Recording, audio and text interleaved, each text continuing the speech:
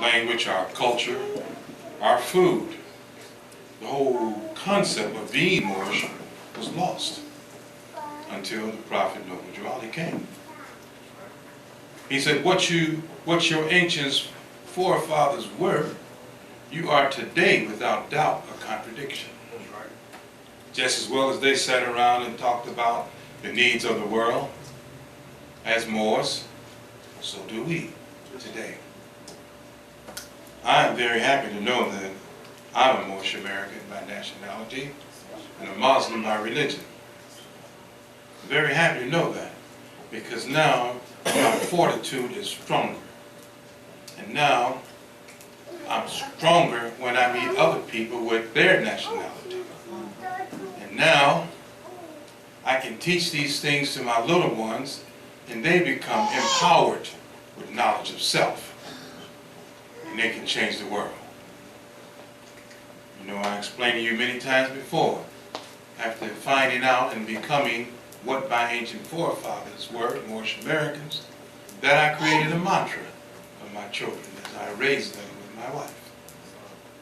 You are the greatest, and you can do anything, because you are powerful. You know who you are. That's right. Who are you? I'm a Moorish American Muslim, and I'm powerful. And that's especially good for young female children, because in this world we live in, unfortunately, they try to put the women on the back burner. I'm for women's rights. I don't know about you. More pay, equal pay for women. Sometimes they get on the job and do the same thing a man does. And because they're women, they give them less money. Is that right? No, that's not right. Being a Moorish American Muslim helps us to search out for the opportunity to do what is right and point out the things that are wrong in our society, as well as in the society that we live in. Giving honor to the great prophet Noble Ali, and those of you, of our people, who are afraid to recognize him as a prophet because by some strange way you have this concept in your mind that only someone who looks like a European, or like the image they call Jesus, could be a prophet. Or you think that less of yourself, your spiritual self, that Allah would not look out for you and send you a prophet as well. So embracing the prophecy is part of our makeup. We must do that, because we as a people, we needed some genuine help. We needed some help, and we wasn't helping ourselves. The brother just read an editorial that was printed in the Moorish Guide. What should we call him? Never on the face of the planet mud did any group of people had so many choices to be called but us. And he named some of it, and the list could go on and on and on. Never has any human being on the face of the planet mud had so many choices of what he wanted to be called. And all of the things he wanted to be called had nothing to do with land and flag and constitution. Had nothing to do with that. But yet, he or she had a choice on what they wanted to be called. Think about it. Thinking is an attribute of the soul. Just think about it. So it's like going to a candy store. Well, I think I'll be Negro today. Tomorrow I think I'll be black. Next week, who knows, I may be Afro-American. No one has had so many choices. And it was confusion even to those of our people who had reached the status of Rhodes Scholar. Those of our people who reached the level of professorhood. They still was dumbfounded and hoop jumpers and still did not know what they wanted to be called or what they really were. So today, I don't care how much money you have, it doesn't make you a man. It doesn't make you in a position to choose who you want to be just because you got 2 or 3 Rolls Royces and a big knot in your pocket Truth does not change. Islam? Islam. Giving honor to all the true and divine prophets, Jesus, Muhammad, Buddha, and Confucius. Giving honor to the flag of the United States of America, the red, white, and blue. Don't let this fool you of who you are and what this is about. This is not a group of people as much as it represents a concept of the Republic government. Don't let this fool you. Don't disassociate this flag with what it really means, because everything on this flag is about you. All the symbolism on this flag symbolizes our forefathers.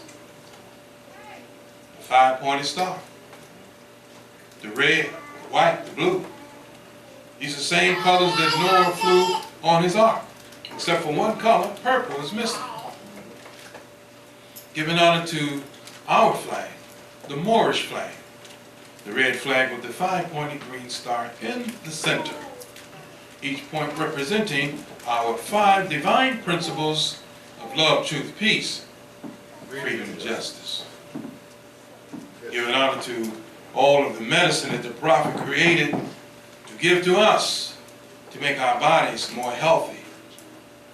The Moorish bath compound, multi-use, the Moorish bodybuilder and blood purifier, the herbal tea, all natural herbs.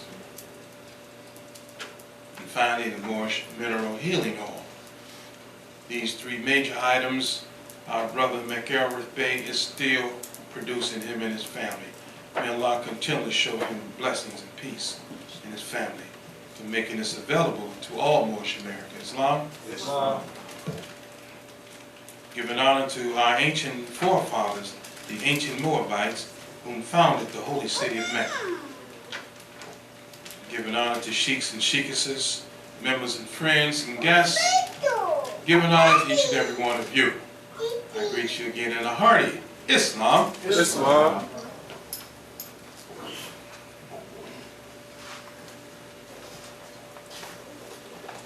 This weather changed abruptly today, didn't it? Yesterday they were on the beach.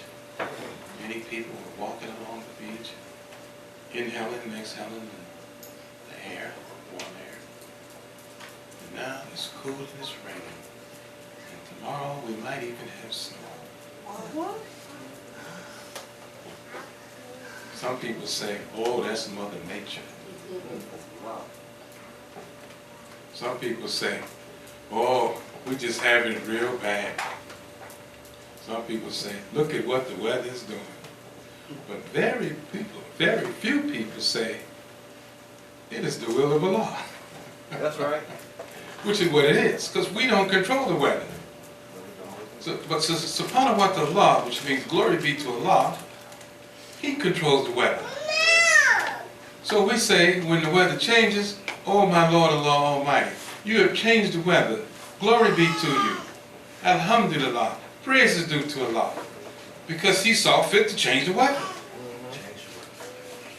It's His choice. He is the one that makes the sun what it is, the moon. He is the one that tells the planets to revolve around each other and rotate. Surely He can change the weather when He pleases. Islam? Islam. So a Muslim says, when he or she submits their will to Allah, we say, glory be to Allah.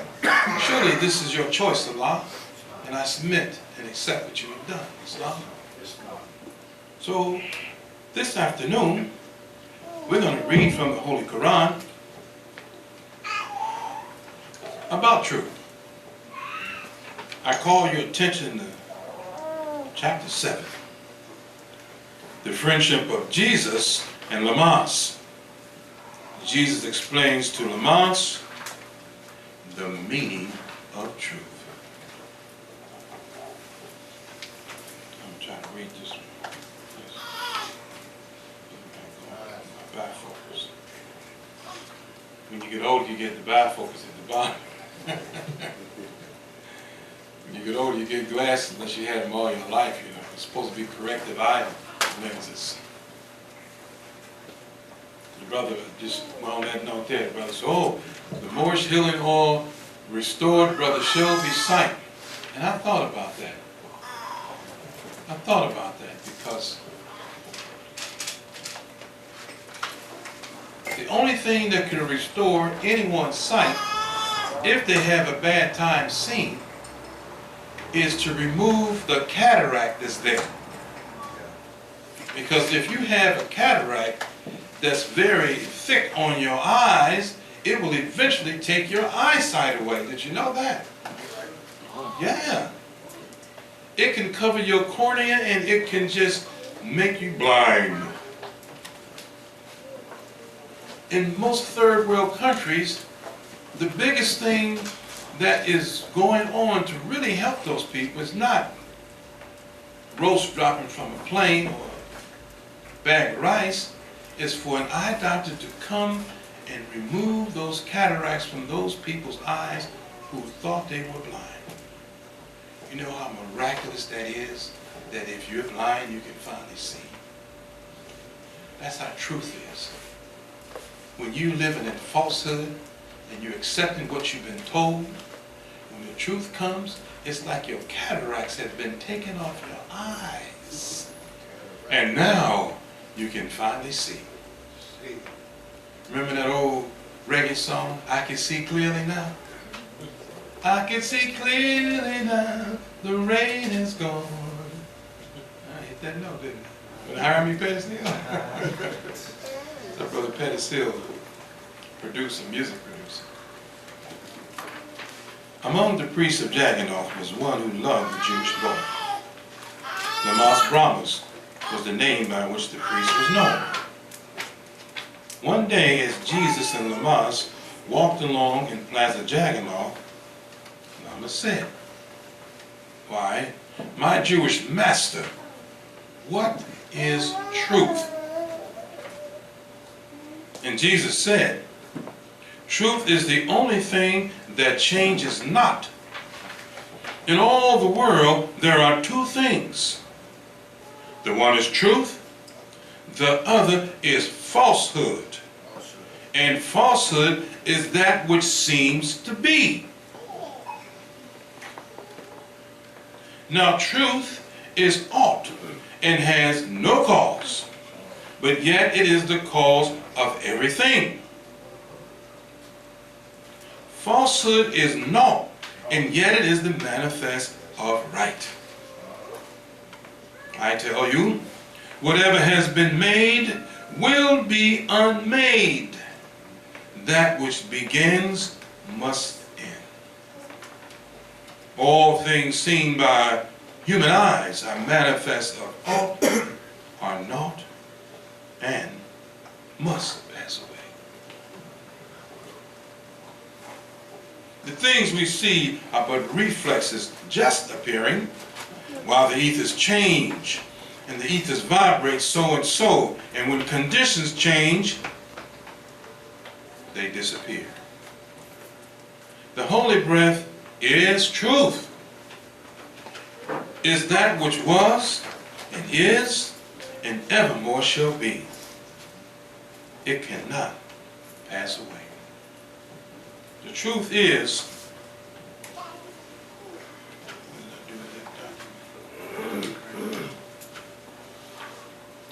here, I have it here.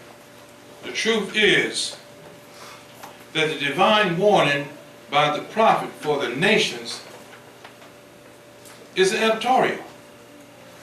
And it says this right here, it's an editorial that was written in the Moorish Guide. And it's a warning by the prophet for the nations. He's addressing the entire world. It doesn't change our doctrine. It doesn't change anything that he has given us that we need to save ourselves with. The divine warning by the prophet for the nations is not the divine constitution and bylaws. It doesn't change what Act 1 says. And before you get to any other act, you must come through Act 1.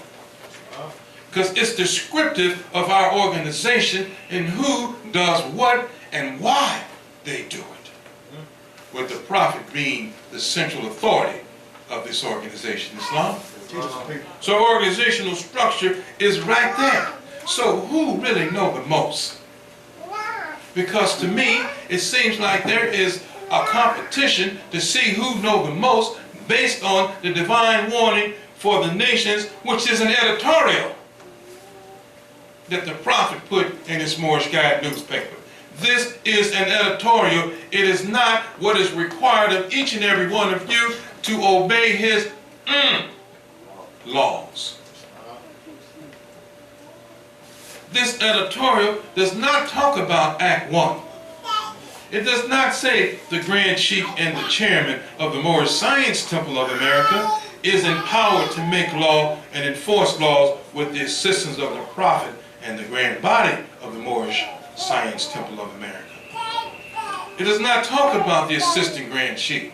It does not talk about the prophet being the head of this organization. It wasn't addressed for that. So unfortunately, many of our Moorish kindred will take this editorial and go in different areas that we don't simply need to be in. This does not change how we function. It does not change our basic doctrine and our basic tenets of our religion, of our organization. We know by being a Moorish American that we are Moorish Americans by our free national name. Our free national name, we're Moorish Americans. We know that. The first sentence says the citizens of all free national governments, according to their national constitution, are all one family bearing one free national name. That doesn't change what he's already told us, what he's already explained to us. It doesn't change that. So who knows the most? I have an answer to that question, and I think you do too.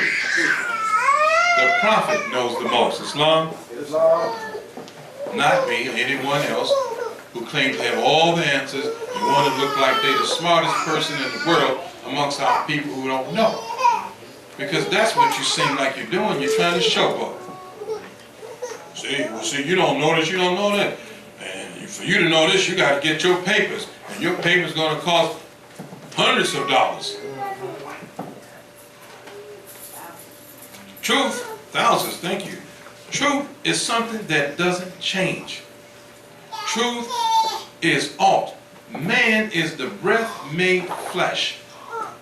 The holy breath is synonymous with truth.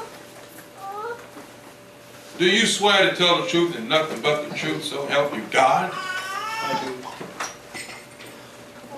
I affirm to tell the truth and nothing but the truth, so help me God. I do. I will tell the truth. A Moorish American is afraid to lie. A Moorish American will tell the truth because he fears nothing but his Lord, the Almighty. Grown man and woman gonna lie, kick out whoppers. Why? Who gonna send you to bed without your soul when you're responsible for yourself? Tell the truth. There's one more Science Temple of America. There's one Prophet Noble Jew Ali. There's one convention, and that's in Chicago. So stop lying to yourself and telling yourself that it's more than one convention. It's more than one prophet. It's 1,000 grand sheikhs, and all of them in charge of this organization. You're not telling the truth. You're not demonstrating the realities of the Prophet Noble Jew Ali. When you get to your moral code of conduct, you know the Prophet Noble Jew Ali teaches us to be morally correct. Treat people the way you want to be treated. Be fair to your fellow man. Love instead of hate. What are you hating people for? All this hate for what? All it's going to do is give you high blood pressure, diabetes, gout, what else? Neurology, cavities, broken down all in your backbone. While the one you're hating is healthy, playing tennis, golfing, Oh, you was hating me? Really? Hey, give me the club. Let me hit another ball. Truth is all. The holy breath is truth. Is that which was and is and evermore shall be. It cannot change nor pass away.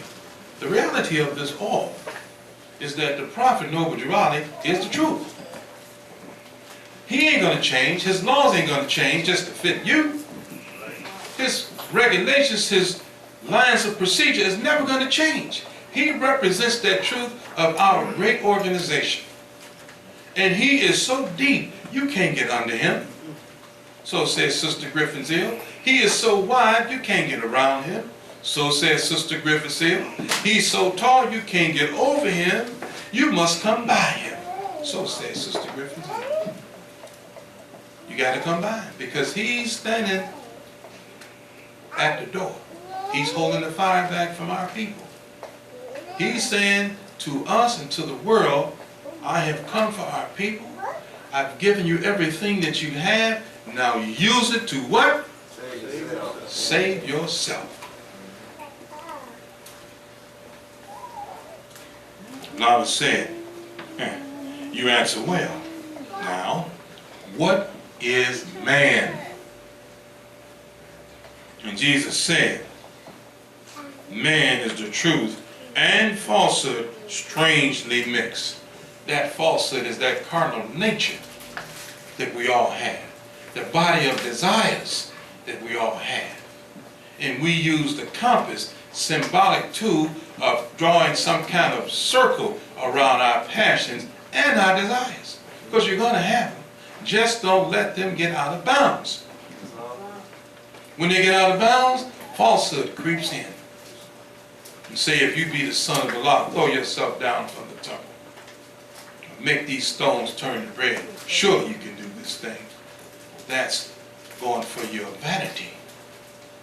That's attempting to challenge your vanity, which is beyond them all. Vanity is the hero, the most renowned of human character, the one who saves the day, is full of his own vanity. Islam? Islam. No one saves the day save our Lord, Allah Almighty. Islam? Yes, Islam. And those who he appoint to act as in his divine prophets and his angels. So you catch a Moorish American brother who know he's doing wrong, or a sister. So Islam, huh? I'm truth and falsehood, strangely mixed. We're demonstrating the laws, huh? It don't work that way. You know better, so do better. In our minds, we know that we're truth and falsehood strangely mixed, but truth overrides falsehood eventually, leaves it in the dust, in the sand, where it belongs. Eventually, truth will always come out front. If you disillusion of what truth is and what it says, it will always come out front. The for truth. However, sometime when it's right before his face, he will not apprehend it because he's scared, he's fearful that he may have to be something that he thought was unreal. He may have to be real. You know how many people, especially Moorish Americans amongst us, who tell the people things that is not true, and people outside of the community who say things that's not really real. When the disguise is stripped off of them and they become naked, they're afraid. Oh, you see me. You look at me now. You don't have to strip the disguise off of them. Truth will do it. And truth is the holy breath, and the holy breath is Allah. He would be stripped, or she would be stripped in the midst of security, because truth goes forward. And the moment truth is violated, justice kicks in gear and goes after it and correct it. This got to be corrected.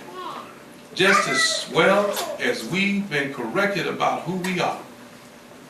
This could not go on after 1913. It could not go on after 1928 that we were Negro, black, and colored. It just had to stop. Truth had to come out and demonstrate itself. Say, hey, wait a minute now. There's no man who can change man from his descended nature. That's the truth.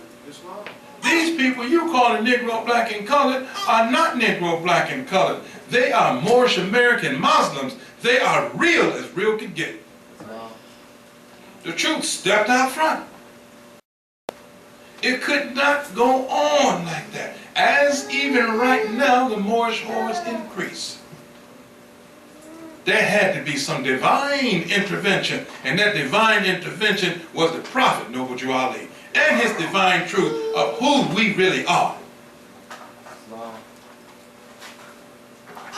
And many of us remembered who we are, and we came by the thousands. We raised our hands up and said, please, let me get back that was lost. I understand at one time I called myself Negro, black, and colored. I understand now the truth and the reality of it all is that I am a Moorish American by nationality, and I'm a Muslim by religion. So let me grab hold of the opportunity and get back what I thought was lost. That is the truth. And the stubbornness amongst our people, the stubbornest ones. You know, they say water, constant dripping of water will wear away what? The hardest rock, the stone. Even the stubbornest one will have to submit and bow down to the reality of truth of who we really are. And what the Prophet Noble Jew Ali's organization really is and where it's at. And how to do and learn more about yourself. Man is the breath made flesh. So truth and falsehood are conjoined in him, and then they thrive. And naught goes down, and man, as truth, abides. Comes to the top. Truth will always come to the top. You may not see it in your lifetime, but that don't mean it's not going on, because it's universal. It is on its way always. Somebody asked me last week, that says, oh,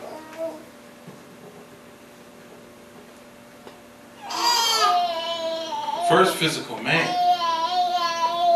and Adam, are they the same? Are they the same? And my answer was, based on the information I've gathered throughout the years, especially in your Holy Bible, that when the Holy Bible speaks of Adam, they only take him back only 6,000 years. In fact, as a boy growing up in the Kingdom Hall, we were taught that man was only 6,000 years. Adam was 6,000 years ago. Well, if Jesus was around about 2,000 years ago, and you subtract 2,000 from 6,000, that means that Adam came 4,000 years before Jesus. It's unreal. When history traces itself back to the Greek culture, the culture of the Moabites, the Phoenicians, well over 6,000 years. So no, Adam was not first physical man. Got it? Again, I must ask, what do you say of power? This is a good one here. And Jesus said, it is the manifest. It is a manifest. It is a result of force. It is but naught. It is an illusion. Nothing more. Force changes not, but power changes as the ethers change. Force is the will of Allah, and it is omnipotent. And power is that will and manifest directed by the breath. Now don't go in the dictionary and look for the definition of power, because the prophet just gave you the definition of power. I mean, real definition of power. Power is something that begins and ends. As nations have been in power in the past, and rule the entire world. It began and it ends. Anything that begins with time ends with time. That's right. But man, the spirit man inside of you and I, doesn't begin with time. It's everlasting. Allah is not powerful, but yet He is beyond power. Because Allah, the great God, does not begin and end. He is always. Amazing. And Lama is asking Jesus all these questions because now they're friends. And they're engaged in a very powerful conversation and defining most of those key words that affect us as human beings. The vain one thinks that he has power and he needs power even if it means lying to the people, which is what they do. It's satanic. It's devilish to go to and fro seeking whom you would devour with lies and try to put yourself up so high and you haven't merited it. You haven't earned it. And you know you haven't earned it. But yet you will tell the people this is who you are, you have earned it, and you have earned the right to represent this prophet Noble Drew Ali, and you know it's not true. Especially if you disregard the divine constitution and bylaws by the prophet Noble Drew Ali Islam.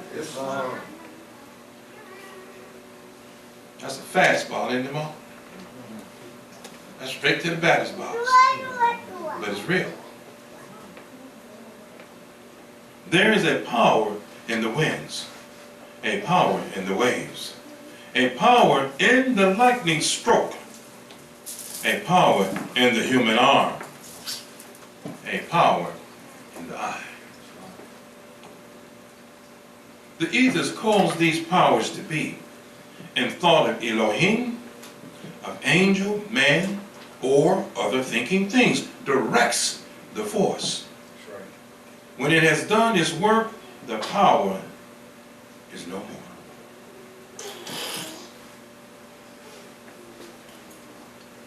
Directs the force. When it has done its work, the power is no more. It is the force behind the power. And the force is Allah, the great God of the universe. We're all going to do what He said, whether we know it or not. That's what makes us one of the many things that makes us call ourselves Muslims. Because we know He's going to do it. So we have said we will submit our will to your will, Allah. We will submit since we already know and we understand that you are God, creator of all things, seen and unseen, known and unknown.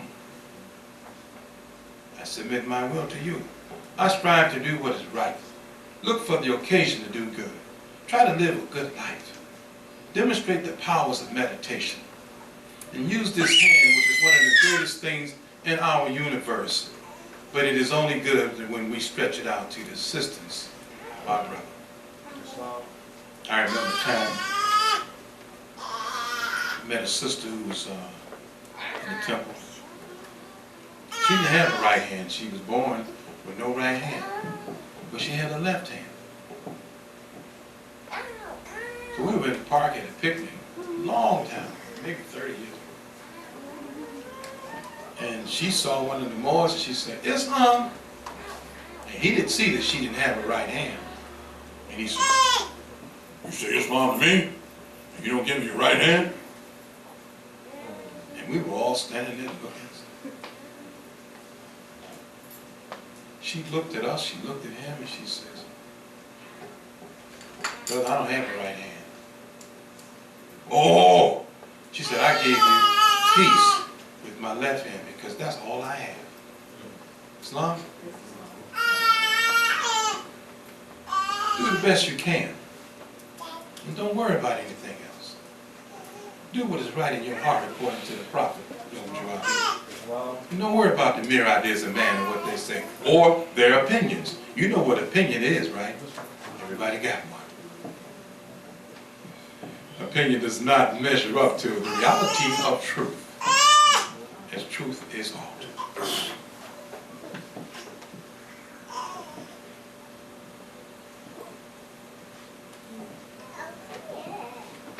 Again, Lamas asks, of understanding, what have you to say? And Jesus said, it is the rock on which man builds himself. It is the gnosis of the alt and of the naught, of falsehood and of truth. I think I heard somebody in Louisiana say, I'm getting the overstanding. That's the word you created? How is there such an overstanding when you haven't understood? Right. Understanding is the rock that we build ourselves on. Understanding is comprehension of what you're really reading and bringing in. And what you see, your experiences in life. How do you really comprehend this? It just can be overstanding. It's something you go over and that's it. And you don't have a drawing, an understanding. If you understand the divine truths of the prophet Noble Girardi and what he wrote in his laws,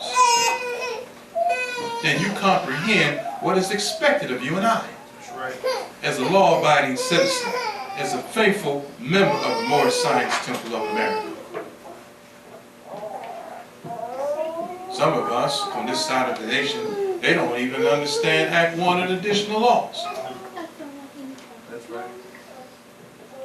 Which is very paramount. It's a divine truth that the prophet wrote. He said each said temple must be approved. They don't understand that. That they think that they don't need an approval. When the prophets say you do need an approval. They have become so haughty within themselves, they're challenging our prophet Noble Girardi. That's right. Because basically that's what they're saying, I can approve myself. I can hang my shingle outside my own window. When the prophet already said you must be approved. Then he says that if you are out of order as an officer, it is the prophet or the grand sheik that can do what? Remove you from office under heavy restriction. They think all you have to do is to be a sheik or be a former sheik or be someone who just happened to be walking down the street say, hey, come on, let's remove such and such. That's not what the law says. That's right. So you're not comprehending, you're not understanding. And we can help you with that. We can help you with that by helping you to accept what the prophet has already written. When you say that you can do aught else other than the prophet has written in his laws, you're challenging the prophet Noble Girardi. That's right. You're disrespecting the prophet Noble Girardi. Therefore, you're disrespecting our Lord, Allah Almighty. And for that, we shall receive our pay. The prophet said you will receive a reward for the good deeds that you sow in the flesh. So the opposite of that, if you got bad deeds, you ain't going to get no reward. The prophet said when you know better too, your feet will be on the bottom of the fire. And it would be so painful, you would want the fire to consume your being, all of it, right away.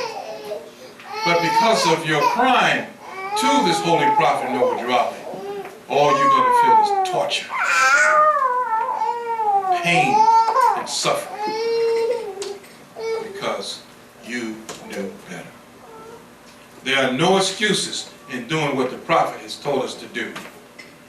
By demonstrating and accepting the truth, by accepting power, or what it really is, and accepting and understanding where you're really at. You see, reflection is the business of man. But in order, when he reflects, he got to understand where he was and where he is now. Because he says a sense of his state is his what? That's his first duty. And the only way you're going to get a sense of your state as your first duty is to understand when you were a boy. When I was a boy, I did boyhood things. I did. I ate candy, shot marbles. I don't know if they do that now. Do the spinning top. Get my sister's hula hoop, as long as I want to, until she caught me with it. Could never get enough Long Boys, Nut Chews, Mary Janes, Slow Pokes. Could never get enough. In fact, when I was a boy, I said, when I get older, I'm going to have all the money I want, get all the candy I want. And all children love candy. But now that I'm a man, I don't even think about it no more.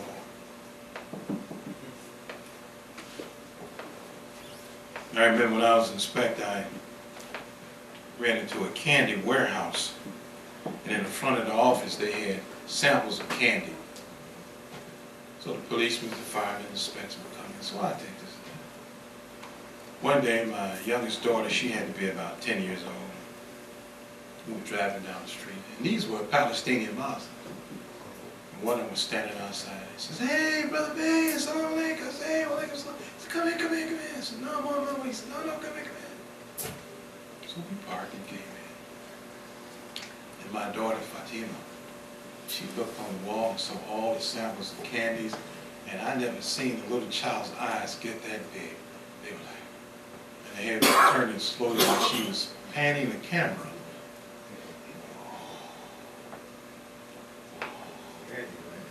I mean, any candy you could name, it was there, because that's what they was doing. It was free samples, and it was on display. And we picked up a few pieces, but when we got home, she says, "Dad, I never seen nothing like that. Can we go back?" She said, "I've seen things that I wanted that I didn't never get."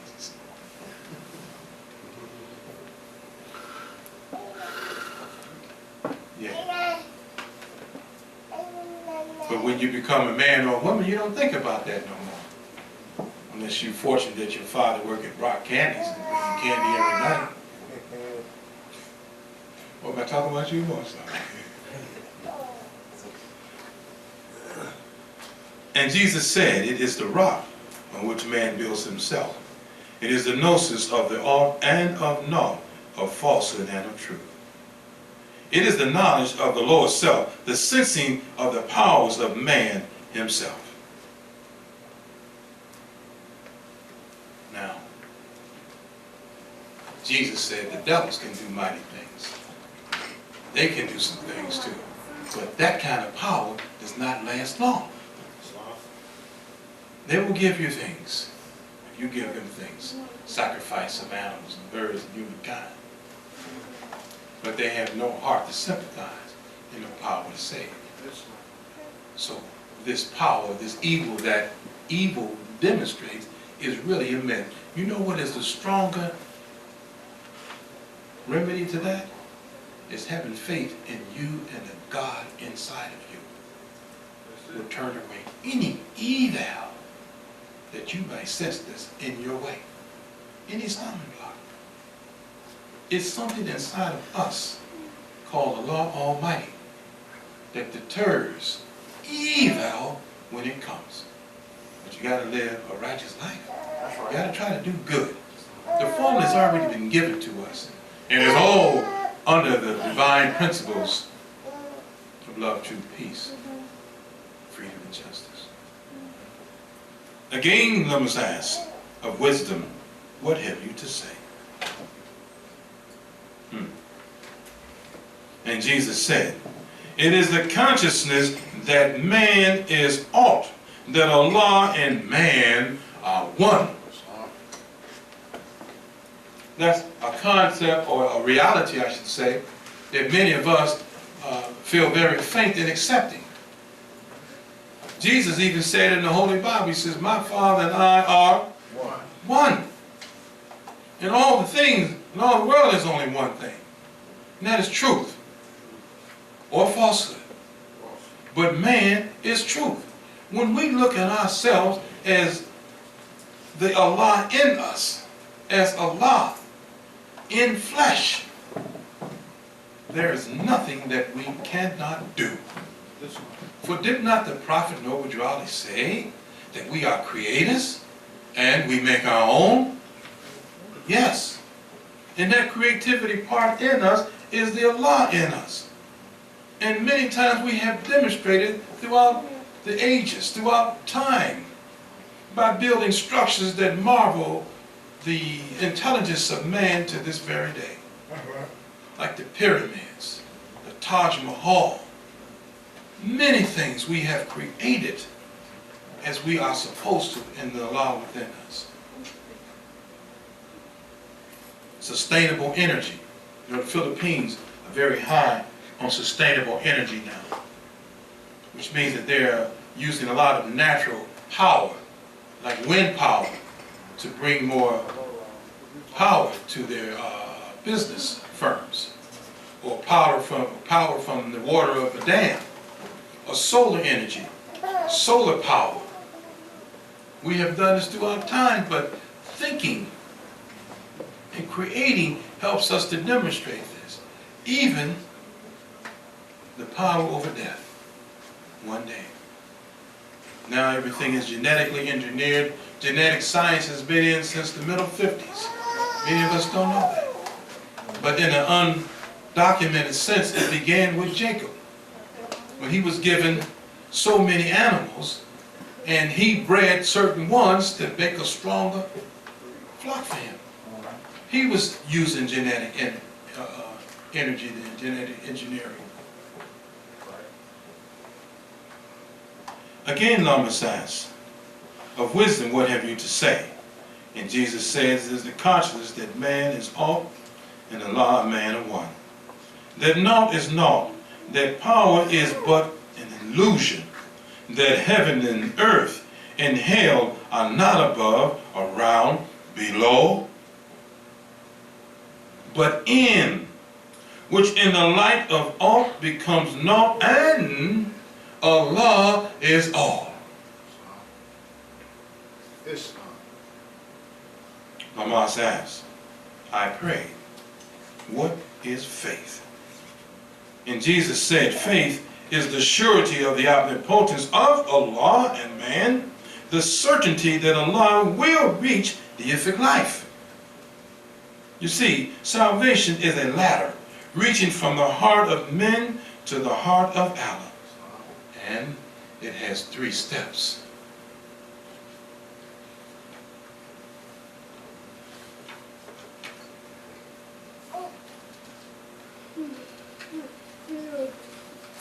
Belief. Belief is his first step. There are angels guarding the holy city of Mecca today, the Garden of Eden, to keep the unbelievers away.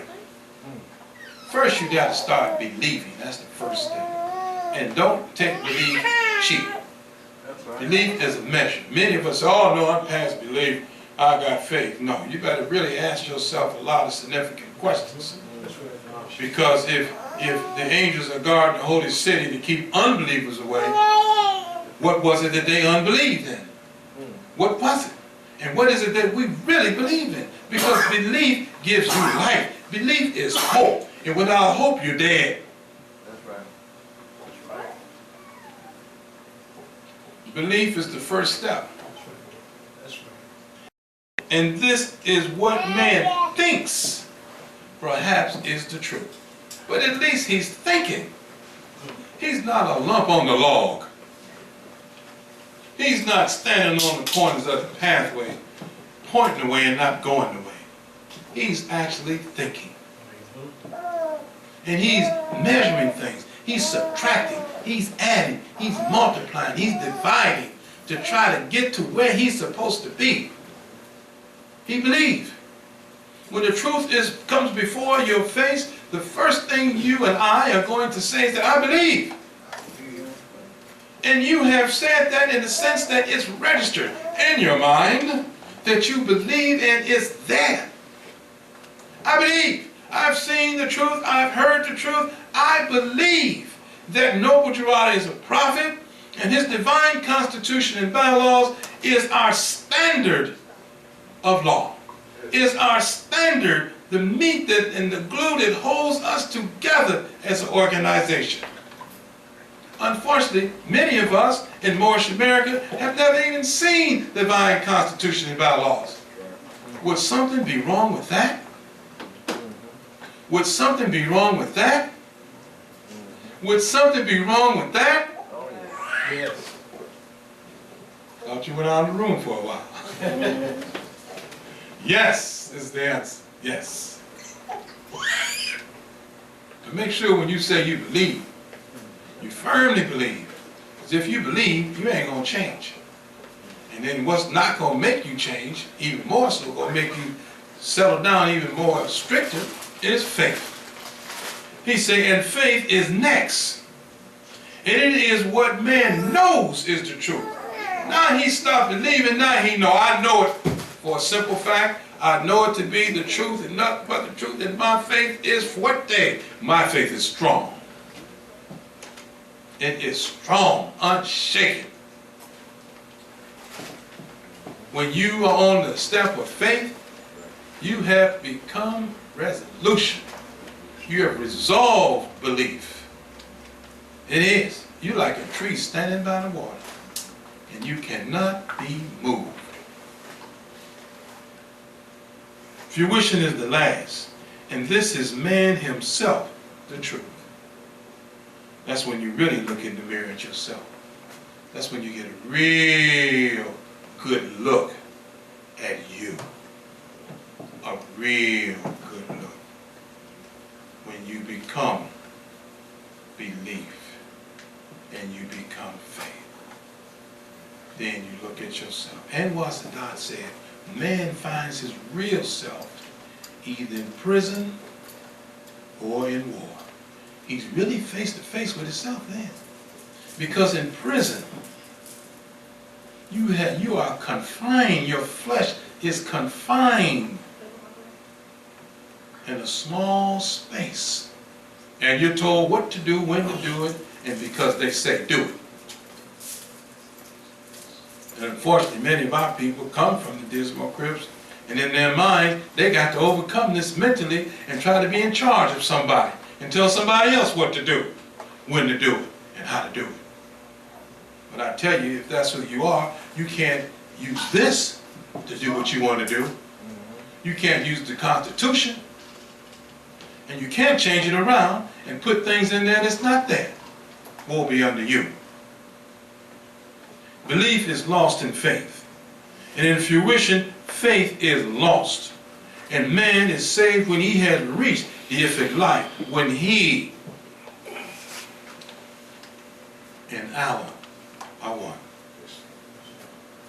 Now they say that when you fast, when you go on a fast can be denial of many things. But when you go on a fast of input in your flesh, whether it's food or food specifically, when you fast, as Jesus fasted for 40 days, you get a more defined picture of your surroundings than you would have gotten if you were eating every day. You get a more defined picture of yourself and your responsibilities to yourself and to mankind as well. It brings out, it highlights the spirit man in each and every one of us. So I can't tell you something that I didn't do to give you that information, because I've done it many times. And if you haven't, I encourage you to do that. You say, oh, I read this differently. This is much more clearer than it was before. When you sacrifice something that you really love for Allah and the truth, more barakah, more blessings come to you. Because when you think about it, what do we really have that's tangible?